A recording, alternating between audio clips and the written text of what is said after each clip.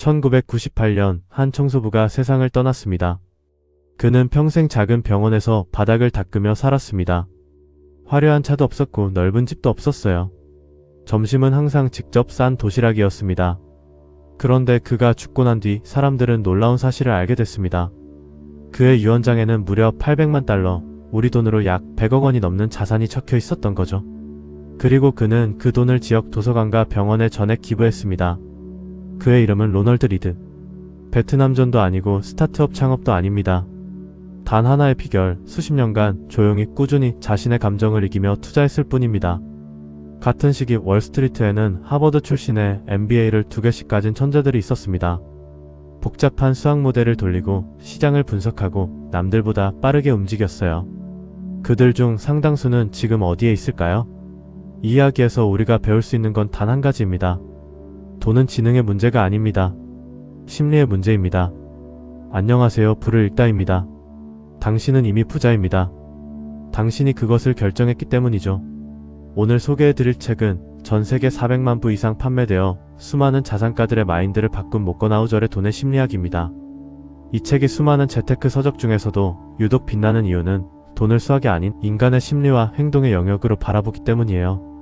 다른 책들이 어떻게 돈을 벌 것인가라는 기술을 말할 때 이 책은 왜 우리는 돈 앞에서 이토록 유약해지는가라는 본질을 파고들죠.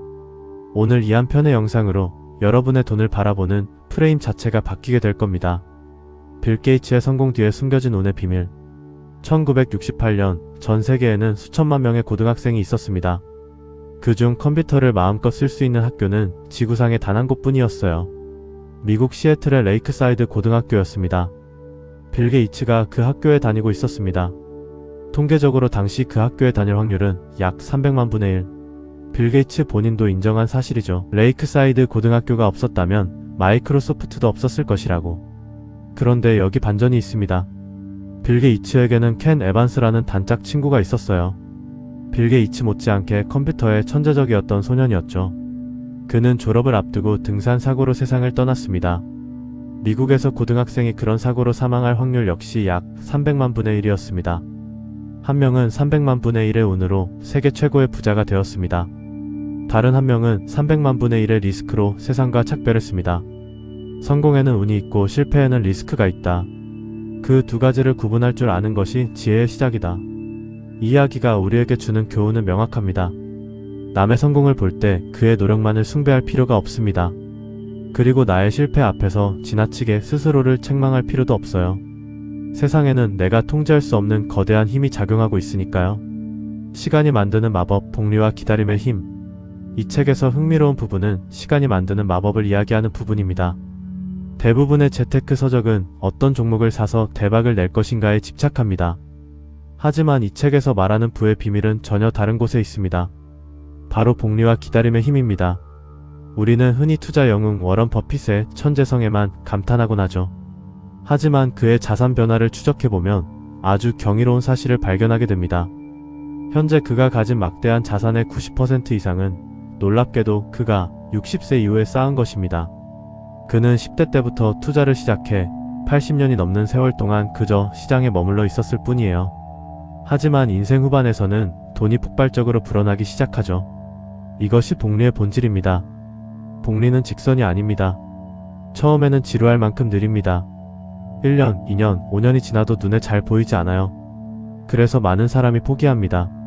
하지만 시간이 어느 지점을 넘어서는 순간 곡선의 기울기가 폭발적으로 달라집니다. 그 임계점 이후의 성장은 그전 수십 년을 단숨에 띄워줘. 좋은 투자는 대단한 수익을 내는 것이 아니라 괜찮은 수익을 아주 오랜 시간 동안 방해받지 않고 유지하는 것이다. 문제는 우리가 이 지루한 시간을 견디지 못한다는 점입니다. 수익이 나지 않으면 팔고 더 빠른 방법을 찾아 헤매고 결국 복리 곡선이 꺾이기 직전에 게임을 떠납니다. 그러나 투자에서 가장 강력한 행동은 종종 아무것도 하지 않는 것입니다.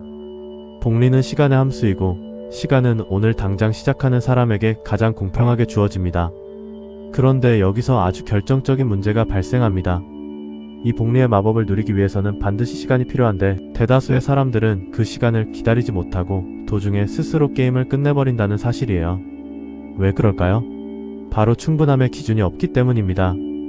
여기서 이미 평생을 쓰고도 남을 엄청난 돈을 가졌는데도 그 기다림의 힘을 믿지 못하고 한순간에 모든 것을 잃어버린 타락한 천재들이 등장합니다. 충분함의 기준을 모르는 비극.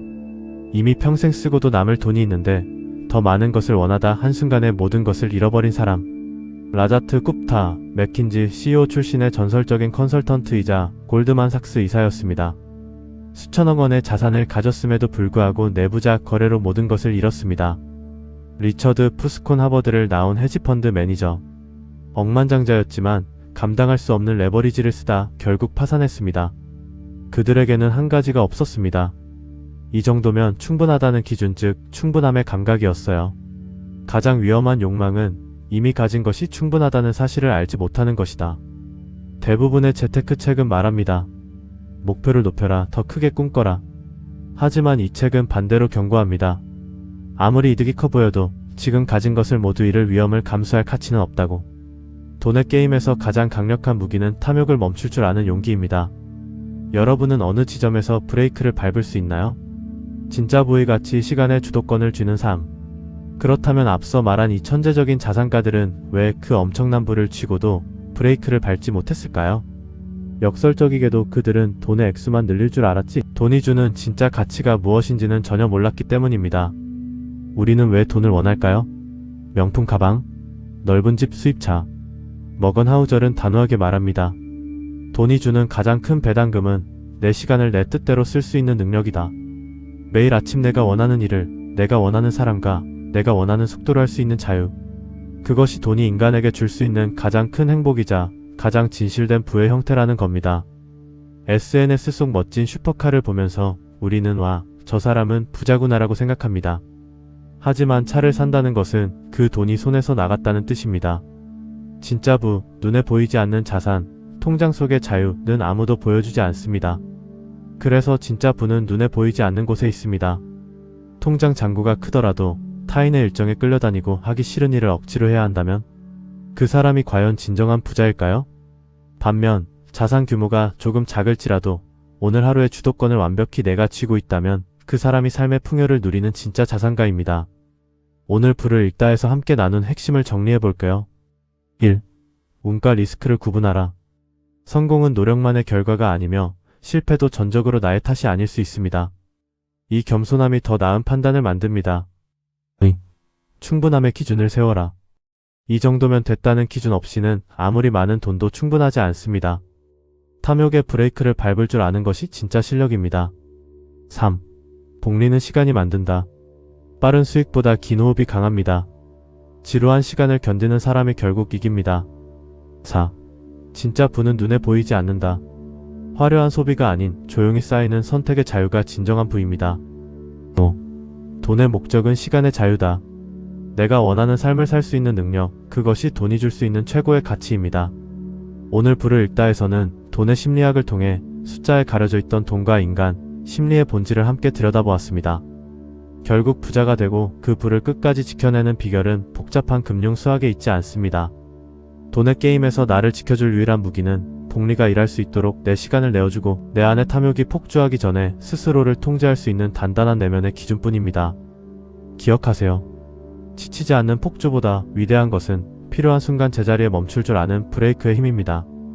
내가 나의 욕망을 통제하고 시간의 주도권을 쥐는 바로 그 순간 진짜 부의 문이 열립니다. 타인의 시선이나 세상의 기준에 흔들리는 삶은 오늘로 끝내세요.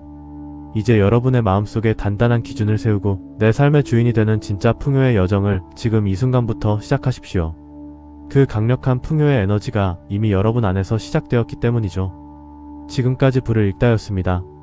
다음 영상에서 만나요.